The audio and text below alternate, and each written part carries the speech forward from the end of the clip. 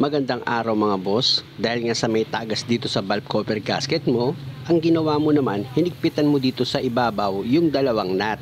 Ang problema, after lang ilang araw, chinek mo siya ulit at nakita mo, lalo pang lumakas yung tagas. Pag ganyan mga boss, madali lang naman gawin yan kapag may tagas dito sa valve cover gasket mo. Lalo na't ganito yung sasakyan nyo mga boss. Nako, napakadali lang palitan ito ng valve cover gasket. Una, tatanggalin mo lang naman itong air filter housing niya. Ayan yung ginagawa ko mga boss. Napakasimple lang tanggalin ng air filter housing nito. May nut lang yan sa ibabaw. Tapos dito sa gilid niya may 3 clip. Tatanggalin mo lang sa pagka-clip yan. Tapos gagamit ka dyan ng box wrench sa number 12. Luluwagan mo yung dalawang nut dito sa valve cover mo. Pag natanggal mo yung dalawang nut dito sa ibabaw mga boss, yung pinaka-washer niyan medyo masikip. Gumamit ka lang ng manipis na flat screw. Sikwatin mo lang yan. Ayan di mo natanggal ko yung washer niya.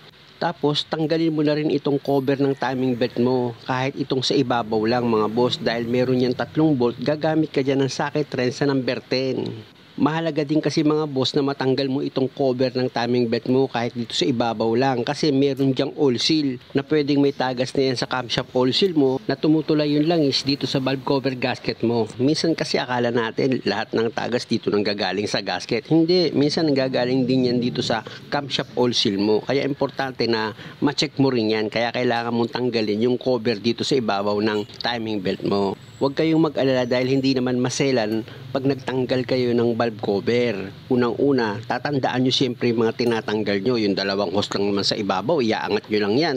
Tapos itong housing ng air filter mo, ililis mo lang din. Pag okay na, balik ulit ako dito sa valve cover. Dahil nga sa natanggal ko na itong washer, ito namang rubber seal ang susunod kong tatanggalin mga boss. Medyo nakaipit na kasi yan sa tagal Kaya sinikpot ko na yan ng flat screw. At pag natanggal mo na itong rubber seal dito sa valve cover, pwede mo na ngayon dahan-dahang iangat itong valve cover mo. Ilihis mo lang yung kable mga boss. Yan yung kable ng accelerator. Ilihis mo lang siya katulad ng ginawa ko.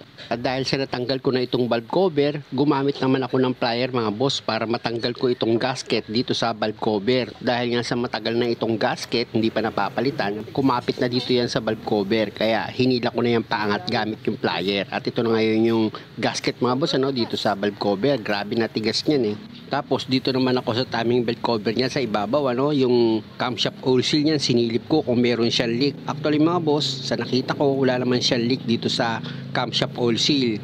Kaya magtutuon na lang ako ng problema dito sa gasket ng valve cover.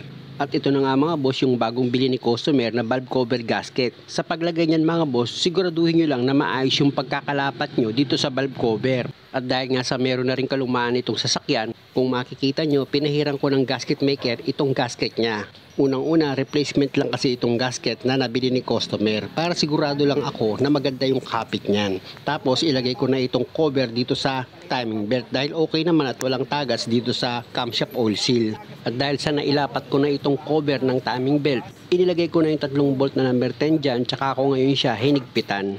Tapos dito naman sa valve cover, pag inilagay nyo yan, sigurado kayong nakasentro yung 2 bolt dito sa butas ng valve cover nyo. Para yung gasket na nilagay nyo, hindi siya matanggal. Tapos pwede mo na ngayon ilagay yung 2 rubber seal dito sa valve cover nyo. Ayan mga boss yung nilalagay ko. Ayan yung rubber seal. Para hindi siya magkaroon ng leak ng langis dito sa ibabaw ng valve cover nyo. Ilapat nyo lang naman ng maayos yung paglagay ng rubber seal. Tapos pwede mo na ngayon isunod itong flat washer nya. Ayan, yung lagay kong flat washer. Siyempre ang kasunod niyan yung 2 nut. Pag naipakapit nyo na yan sa thread niya, tsaka nyo ngayon siya gamitan ng box wrench sa number 12, higpitan nyo siya ng maayos. Ganon din dito sa valve cover mga boss, i-final nyo na rin yung mga bolt na nilagay nyo dyan. Higpitan nyo yan ng maayos. At pag okay na, iayos mo na yung paglagay mo ng housing ng air filter mo dito sa carburetor, yung vacuum hose na binunot mo, ikabit mo na rin. Tapos yung 2 hose dito sa ibabaw ng valve cover mo, siguraduhin mong maayos yung pagkakalagay mo dyan. Tapos yung cover ng air filter housing mo, ilagay mo na rin. Siyempre, yung clip niyan mga boss, siguraduhin yung maganda yung pagkakalapat niya. Tapos yung nut dito sa ibabaw, higpitan nyo yan ng maayos. At kung sa palagay mo okay na, start mo na itong makina. Muli mga boss, maraming salamat sa panonood at kung okay lang naman sa inyo, pasubscribe naman itong channel ko. Salamat!